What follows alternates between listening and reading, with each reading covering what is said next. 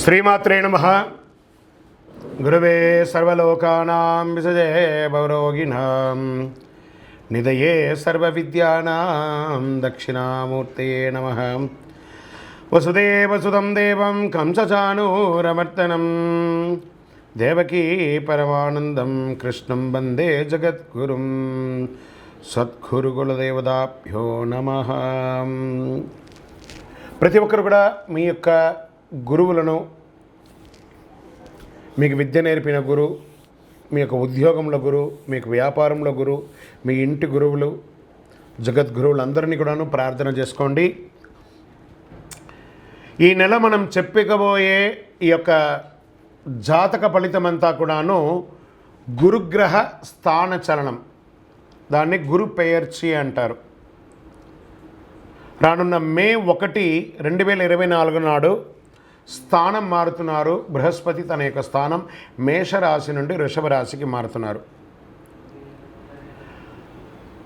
మే 1వ తేదీ క్రోధినామ సంవత్సర చైత్రమాసం కృష్ణపక్షం శ్రవణ నక్షత్ర బహుళపక్ష అష్టమి మధ్యాహ్నం 1 గంటకు మేషరాశి నుండి వృషభ రాశికి మారుతున్నారు బృహస్పతి.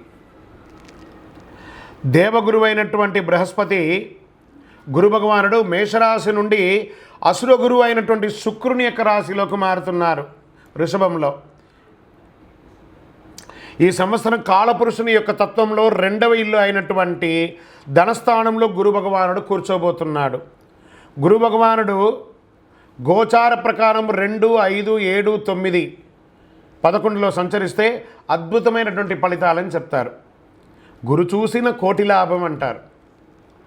గురు భగవానుడు అనుగ్రహం రావాలంటే అంత ఈజీ కాదు, అది యోగమే కదా. అది వచ్చిందంటే నవగ్రహాల్లోనే శుభప్రదమైనటువంటి గురు భగవానుడి యొక్క సంపూర్ణ ఆశీస్సులు మనకు కావాలి. ఐశ్వర్యం, పదవి, విద్య, వివాహం అన్ని రకాలుగా కావలసినటువంటి ఇచ్చే ఏకైక దేవుడు ఈ నవగ్రహాల్లో ఎవరైనా ఉన్నారంటే అది బృహస్పతి దేవుడే, గురు భగవానుడు.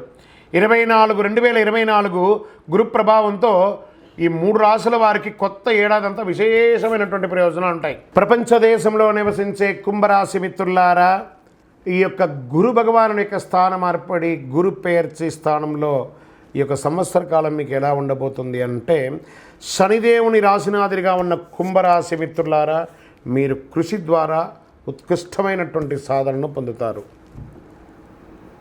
ధైర్యస్థానం నుండి సుఖస్థానానికి తరలిస్తుంది. మీ అష్టమ జీవిత స్థానం, వృత్తి స్థానము, విరయస్థానం నుండి చూస్తున్నారు. కుంభరాశి వారికి బృహస్పతి సంచార ప్రయోజనాలు. ఈ బృహస్పతి సంచారంలో మీరు మీ కుటుంబంలో వృత్తిపరంగా కొన్ని ఒడిదుడుకుల్ని ఎదుర్కొనే అవకాశాలు ఉన్నాయి. ఇదేదో భయపెట్టడానికి కోసం ఉన్నది కాదు, ఉన్నది చెప్తున్నాం. ఆల్రెడీ శని భగవానుడు ఇబ్బంది పెడుతున్నాడు, కాస్త గురు భగవానుడు కూడా కాస్త జాగ్రత్తగా ఉండండి. అయితే మీరు వాటిని దృఢచిత్తంతో అధిగమిస్తారు, మీ లక్ష్యాన్ని మార్చుకుంటారు. ఆర్థిక వ్యవస్థ స్థిరంగా ఉన్నా పెద్ద పెట్టుబడులు పెట్టే అవకాశాలు ఉండదు. అలాగే భాగస్వామ్యం అంత కలిసి రాదు. పార్ట్నర్షిప్ ఏదైనా ప్రధానమైన నిర్ణయాన్ని తీసుకునేటప్పుడు 1కి 2 సార్లు ఆలోచించి తీసుకోండి. ప్రజా వ్యవహారంలో నిమగ్నమైన వాళ్ళు, రాజకీయంగా ఉన్నవాళ్ళు, ప్రజాక్షేత్రం ఉన్నవాళ్ళు చాలా జాగ్రత్తగా ఉండాలి. అనుభవజ్ఞుల యొక్క సలహాలు తీసుకోండి. అవసరమైనటువంటి పనులలో పెట్టుబడి పెట్టండి. అనవసరమైనటువంటి విషయాల్లో ఎంటర్ కూడా కాకండి. మానసిక బలాన్ని పెంచడానికి మీరు కాస్త ఆధ్యాత్మిక చింతనలో కూడా పడతారు. అప్పుడప్పుడు ఉద్రిక్త వస్తూ ఉంటుంది, దాన్ని కంట్రోల్ చేసుకోవాలి. కొత్త వాహనం కొనాలనుకునే వారికి యోగం అని చెప్పచ్చు. ఇష్టదైవాన్ని ప్రార్థన చేయండి, కులదేవత ప్రార్థన చేయండి. కుటుంబంలో మరియు బయట ఈ యొక్క గ్రహాల యొక్క ప్రభావంతో కాస్త ప్రతికూలత వచ్చే అవకాశాలు ఉన్నాయి. ఇంటికి అనవసరం లేని విలువైన వస్తువులు కూడా కొని ఎక్కడ పెట్టుకోవాలో తెలియకుండా ఉంటారు. ప్రభుత్వ అధికారులతో మీ యొక్క పనులు ఏమైనా చేసుకునేటప్పుడు చాలా జాగ్రత్తగా ఉండండి. పరస్పర అనుకూలమైనటువంటి మలుపు తిరుగుతుంది. మీకు మనసులో ఏదో ఊహకందని ఒక ఆందోళన ఎప్పుడు ఉంటుంది. దాన్ని పోగొట్టుకోవడానికి దైవ ప్రార్థన చేయండి. వ్యాపారంలో కొత్త పెట్టుబడులు పెట్టడానికి దూరంగా ఉండడానికి ప్రయత్నం చేయండి. విద్యార్థులు చాలా కష్టంగా చదవాలి. భార్యాభర్తల మధ్య సఖ్యత లోపం అవుతుంది. వ్యవసాయదారులకు మాత్రం కాస్త గిట్టుబాటుగా ఉందని చెప్పచ్చు. ఉద్యోగంలో ఉన్న వాళ్ళకి పై అధికారుల నుంచి కింద సబార్డినేట్స్ దగ్గర నుంచి కూడా ప్రెషర్స్, అది ప్రభుత్వ ప్రైవేట్ రంగం వారికి కూడా ఇలాగే ఉంది. అన్నదమ్ముల మధ్య వాగ్వాదం విపరీతంగా పెరిగిపోయి విడిపోయే అవకాశాలు ఎక్కువ ఉన్నాయి. జాగ్రత్తగా ఉండండి.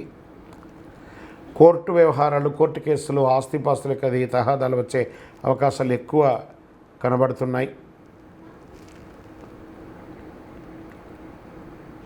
బయట ప్రదేశాలకి ప్రయాణం చేసేటప్పుడు మీ విలువైనటువంటి వస్తువులను జాగ్రత్తగా పెట్టుకోండి. ఇతరులతో మాట్లాడేటప్పుడు ఆచితూచి మాట్లాడండి. ఆర్థికంగా లావాదేవీలు జరిగేటప్పుడు ఏమాత్రం అహం లేకుండా జీవించడానికి ప్రయత్నం చేయండి. ప్రేమతో, మృదుభావంతో మాట్లాడండి. ఎవరిని వ్యంగ్యంగా కించపరిచినట్టు మాట్లాడకండి. మీ పరిసర ప్రాంతాల్లో ఉన్నటువంటి దేవాలయానికి వెళ్ళి, గణపతి దేవాలయానికి వెళ్ళి పరిహారం చేయండి. గరిక పెట్టండి. బృహస్పతికి శనగలు మాల వేయండి. మీ వయసు ఎంత ఉందో అన్ని దీపాలు వెలిగించండి. ఈ సంవత్సరం కుంభరాశి వారు గం గణపతి నమః సైలెంట్గా ఉండడం మంచిది. మిగతా రకాలుగా అన్ని రకాలుగా కూడా మేలు జరుగుతుంది. కాస్త జాగ్రత్తగా ఉండడం మంచిది. మీ యొక్క వ్యక్తిగత జాతకం తెలుసుకోవాలనుకుంటే మీ పరిసర ప్రాంతాల్లో ఉన్నటువంటి జగద్గురువుల్ని, సద్గురువులని సంప్రదించండి. వారి ద్వారా అనుగ్రహం పొందండి. జాతకం తెలుసుకోండి. ఇంకా మా ద్వారా తెలుసుకోకుండా కింద నెంబర్కి మీ పేరు, date of birth, time of birth, place of birth WhatsApp చేయండి. కాల్ చేయకండి. ఇంకనూ సకల దోషాలు తొలగి ఆనందంగా ఉండడానికి గం గణపతయే నమః, సద్గురవే నమః అని ప్రార్థన చేసుకోండి. విజయోస్తు.